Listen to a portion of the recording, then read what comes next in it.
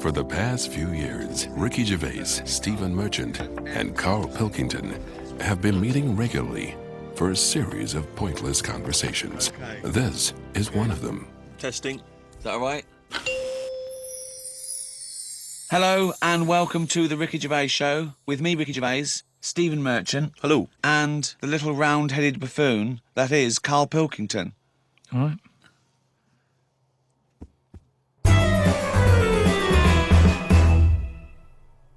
Rick, you'll be pleased to know we've already had some responses, and Simon and Mark have already emailed us in this link to something that was on the BBC News website. I don't know if you're familiar with this, but it's a remarkable story. Lion mutilates 42 midgets in Cambodian ring fight. That's just a headline. That's a hell of a headline. That makes me want to know more about the story. Well, that's what a headline should do. Spectators cheered as entire Cambodian midget fighting league squared off against African lion. Tickets had been sold out 3 weeks before the much-anticipated fight. The fight was organised when an angry fan contested Yang Shamoni, president of the CMFL, claiming that one lion could defeat his entire league of 42 fighters. Well, the fight was ended, Rick, after only 12 minutes, after which 28 of the midget fighters were declared dead. Right. While the other 14 suffered severe injuries, including broken bones, lost limbs, and they were basically unable to fight But the anymore. lion wasn't hurt? It would have seemed that the lion was okay. Oh, good. Well, that's amazing. Karl, what are your thoughts instantly? I mean, you're bound to have a take on that. See, what's annoying me is I've sent money to Cambodia because apparently they're hungry and haven't got any energy. So what's going on? Well, it's much easier to fill up a midget than it is a regular Cambodian. You know, they're I just happy feel on like a Mars I'm bar. being cheated a bit. You were conned before with a charity, weren't you? Well, a few times, yeah. What about the old lady? What was that? I got stopped, and it's like they sort of drag you in by saying, "Have you got a gran?" And I said, "No, they died," and that. It's like, "Oh, did they die of the cold?" No, she's, ill. What have you? Just old age. He said, "Well, what happens with a lot of people's grans is they die in the cold, right?" So I was like, "Oh, that's bad, isn't it?" Anyway, so she's chatting and she's showing me pictures of these old women who look cold, right? Saying, "Look at her, that's Edna. She's got no family. She can't pay the bills and all that." Yeah. So I'm like, "Oh yeah." Anyway, it goes on for about 15 minutes, and you feel bad. You give them your bank details, right? And what happens is every couple of months you get a letter from Edna. Well, it's not from her, it's typed up and what have you. But there's a picture of Edna, right? And it's saying, "Oh, this December, Edna's going to be extra cold. It's cold outside. She can't afford to pay the heat and what have you." Yeah. Keep going, right? So you keep paying every month like £5, whatever. Get another letter a few months later, right? Edna's sat there. She's got a tan. What do you mean she's got a tan? Well, when they said, she's cold, I thought they meant for the heating, not to send her on holiday for a month. She sat there with a tan. I'm not joking. Are you sure it wasn't just a sort of a slight problem in the printing? No, definitely. Sure, she looked well happy. Sure, it wasn't liver failure. You see, when does it become bad to avoid people like that? Do you know what I mean? Because some people say you shouldn't. They're people like us who've just had a bit of bad luck. Well, of course they are. Yeah, I know, but I remember one on our estate, right? And she was a bit. What's the word that you can use? Because I don't want to offend anyone. But I'd say but sort of mental homeless. Is that a term? That's the official term. I think that is the new official term. It's mental homeless-itis. Right. So she lived on the estate and what have you, and she aged. How was she homeless if she lived on the estate? Well, she sort of decided to stay around there because I think people on the estate spoke to her more than people who had money. So this mental homeless woman on the estate, and what she used to do, right? She acted quite normal, and she used to always push like a pram around with her, right? And everyone was like, "She can't have a kid, can she?" Right? And she was dead happy every day. She was up and down, walking up and down the road. Anyway, one day she sort of walked past, right? Turned round and looked in the pram. There's a bucket with a face on it.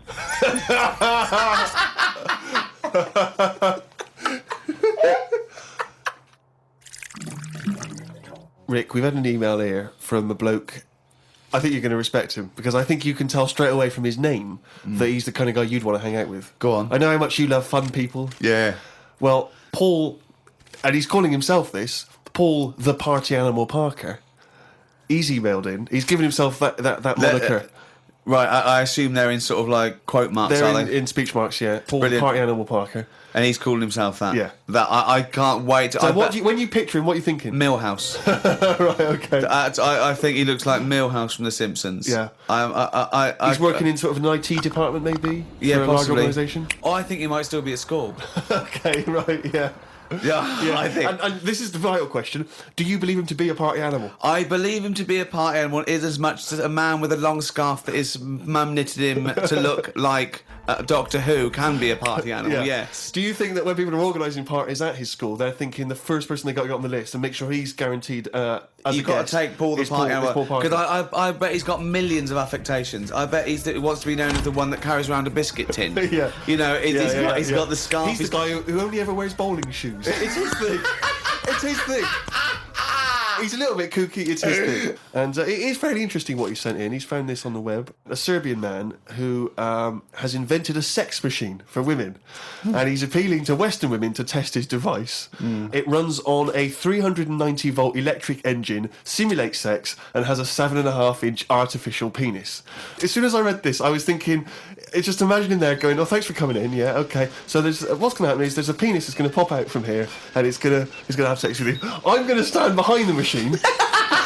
I've got to stand behind here. There's a lot of dials and stuff. I don't want to bore you with. Well, why do you have to stand behind it? Just I can't. It's technical stuff, but I got to be behind the machine. But there's no penis on the robot at the moment. It's just a hole. No, don't worry. What will happen is I'll switch the machine on. I'll go behind, and then a penis will appear. Will it be like a metal-looking penis? It will be a robotic penis, but it will seem like it's a regular fleshy human penis. So you've made this sort of like robotic penis look really realistic. It's really realistic. You will not be able to tell the difference between, say, the robot one and mine, for instance. Okay, well, I don't want to see yours. No, there's absolutely not. Because I've not come around here to have sex with a person. I know, you've come around to test the machine. Yeah, and that is exactly what you're going to get. Okay, Like a well, piece of mechanical action.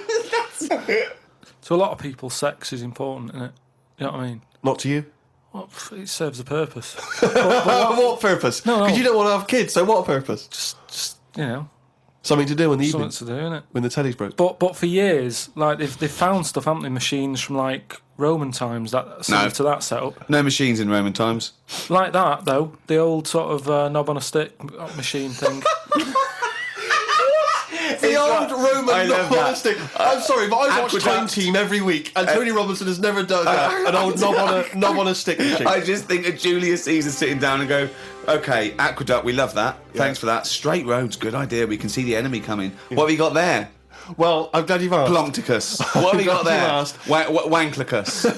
What I've got here is a Yodi knob, and I've put that on the end of a stick. Oh, stickus phallus. Okay, well done, Wanklicus. No. Well done. You are my new right-hand man, as they say. No, excellent. But they do stuff like that. You've been in the London Museum and that, and they've got sort of sex stuff from years ago. They've got like these metal pants that they used to wear. I don't know what that is. Metal pants. Yeah, sort of. Is metal. that a chastity belt? You mean? They used to make women wear them so that they could. When- have when- sex when- with No, men who were- but they had them for blokes as well, though. metal pants for blokes. Yeah, Why?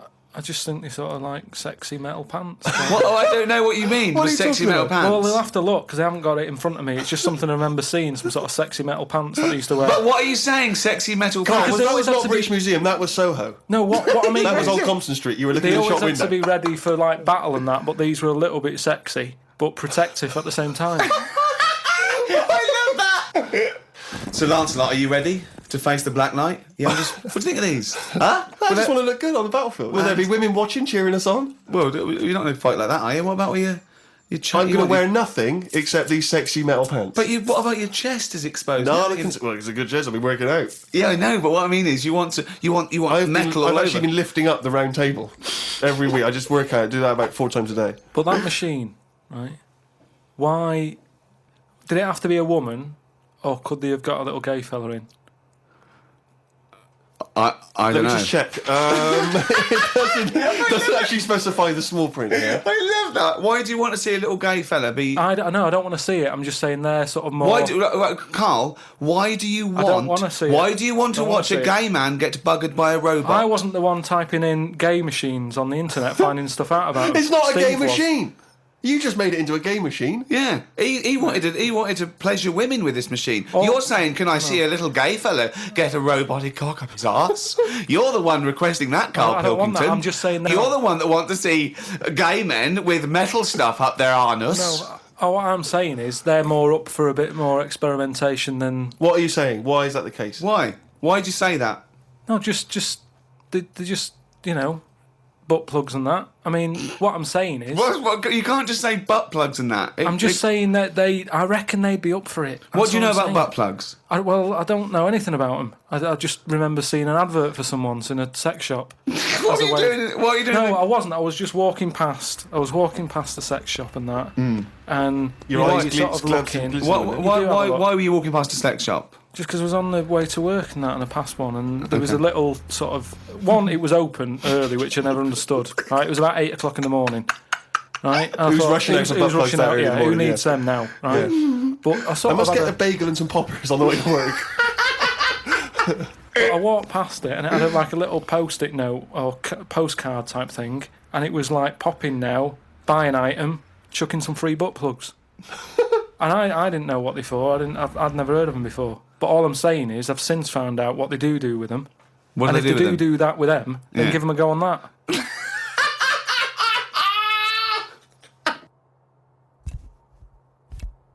I had another email here. It's an interesting fact. I'm hoping it's true. America's first nudist organisation apparently was founded in 1929 by 3 men. Now, what intrigued me when I read that is the fact that it's clearly 3 blokes just trying to meet some nude women. They're all 52, balding, Exactly. with little sort of those gold-rimmed glasses. Yeah. Yeah. And they're just wandering around, and it's all quite saggy down there, and they're just knocking on doors saying, we've just set up an organisation. It's perfectly above board, completely legitimate. It's a nudist organisation. You got any women in there that want to come and join us? Because we haven't got any female members at the moment. Got any women in there interested in, volleyball or trampoline? I can't be doing with it, me. You hate nudists, don't you? Nudists. I don't understand what it's all about at the end of the day. And here's something, right? Do you know, like, when you're a bloke nudist, right? Do you ever get any who just have, like, a small knob? I don't know. I don't understand the question. What's that? What's your point? Well, are there any blokes who are knocking about who just have a normal-sized knob or maybe a bit smaller than normal, who are happy wandering about showing off what they haven't got, if you know what I mean? I don't think nudists are just doing it because they're so proud of their knob. No, but there's got to be a little bit of that in it, isn't there? Just saying, most blokes who, nudists, they must be pretty confident in themselves to, I looked once. What? Where are you Because hanging it's out? natural. This? It's natural, that's what I'm saying. What do you mean? This As a is bloke- Carl takes a sneaky look at menscocks.com. No, what I'm saying is, it's natural. Where was this happening?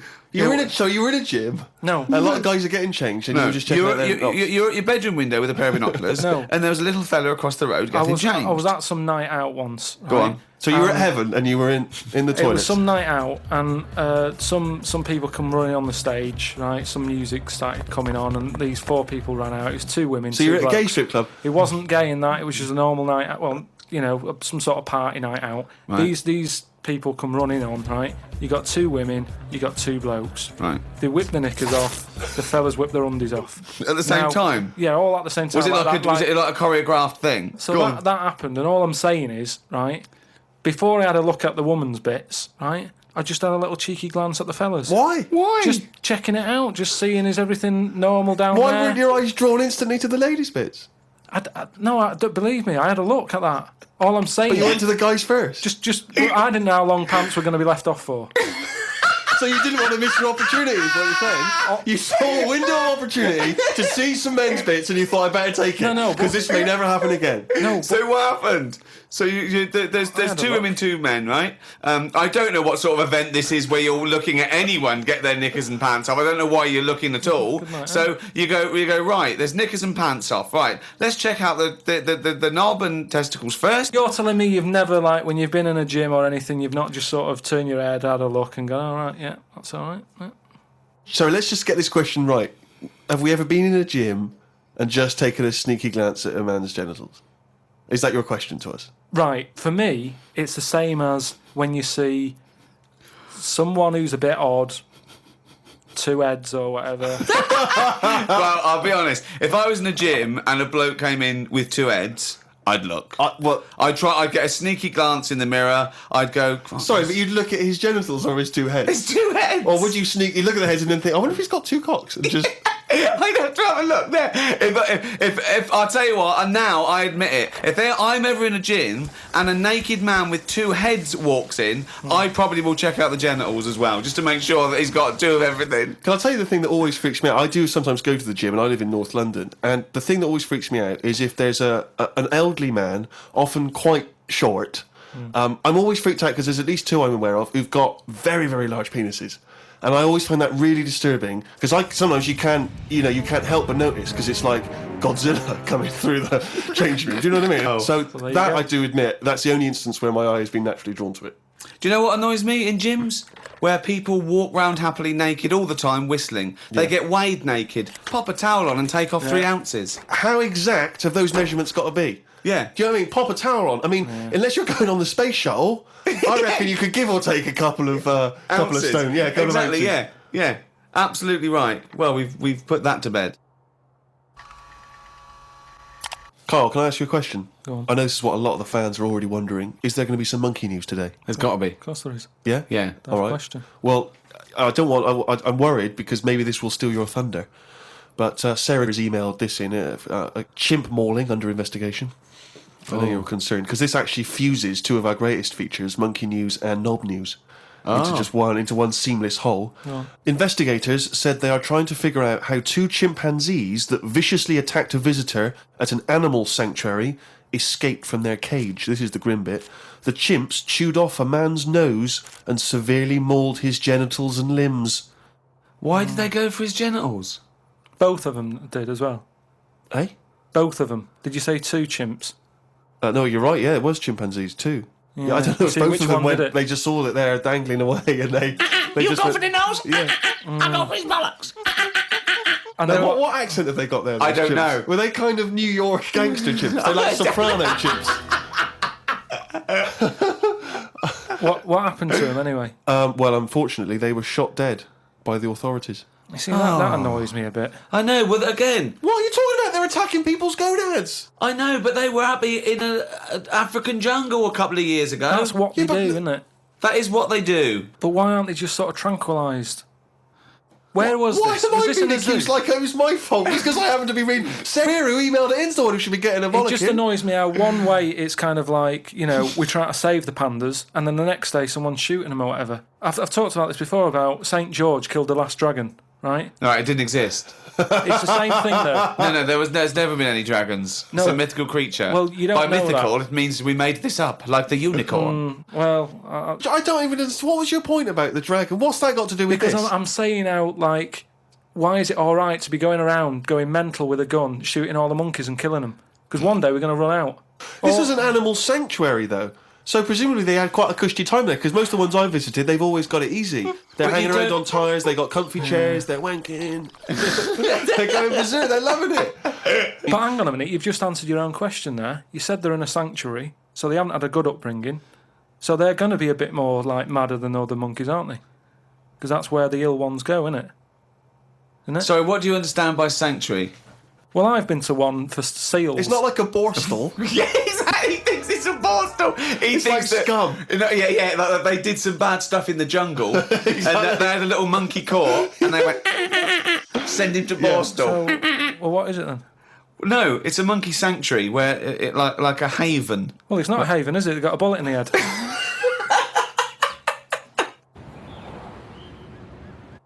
Talking of eating knobs, Carol Thatcher, a daughter of one of our leaders. Sure. Well, you saw her in I'm a Celebrity, Get Me Out of Here. She popped a couple of bollocks in the mouth, chewed them up, swallowed them. Oh. Kangaroo penis there, dried. She couldn't even get... It was so tough, she couldn't even get through it. And then she... eventually she eats it. What was it, like a pepperoni? Yeah. And she... What do you think of that, Carl? What, eating that sort of stuff? Yeah. I watch it. I like those little trial bits, right? Yeah. But what I don't think people realise is, right, it is hard eating a little kangaroo knob. Right? Really? How do you know? No, it's just, you think about it and you go, oh, I couldn't do that, right? But what they never mention on the TV programme, which I think takes it to the next level, right? They're eating that at like 7:30 in the morning. Sure. Right. Which is worse, innit? Yeah. Do you know what I mean? If I was there and Ant and Dec said, right, Carl, eat the knob, I'd go, hang on a minute. Give us a few hours. Let me get some rice and that on my belly and just sort of fill me up a little bit more. I'll pop back at about 6:30 this evening. Right. Have it ready. And I'd be happier then. It's just that thing of, you know, you don't want to eat animal genitals on an empty stomach. So what are you saying? You could I'm saying like I could eat a knob at night, but just cut that there. We'll loop that. If any DJs are listening, just take that quote. I could eat a knob at night by Karl Pilkington. Maybe do a dance remix. Yeah, I think maybe you're sort of a house producer, and you could maybe get some kind of high energy beat going, and then we could just send that out to some of the gay clubs. I'm sure it'd be really popular. Please, anyone send us, that looped with a nice little, funky house beat. Karl Pilkington saying I could eat a knob at night. Rick, it's that time again. It's what everyone's waiting for. Can you do the jingle for us? Oh, chimpanzee, that monkey news. Right, this week the monkey news is about, we all know, like, there's monkeys knocking about that aren't happy in this country. Sure. It is a big problem, it's an epidemic. So they've set up like this place. Okay. Where they all go. The ones that aren't happy in the zoo and what have you, it's getting them down. They can phone a number and they'll come and pick them up. Pop them in this house place, right? And basically, they can run riot in there. Yeah. They get freedom to sort of cheer themselves up. There's 3 people running this place, right? So these monkeys, big house and that. PlayStation, anything they want. Gym, all that lot. Swimming. Gym.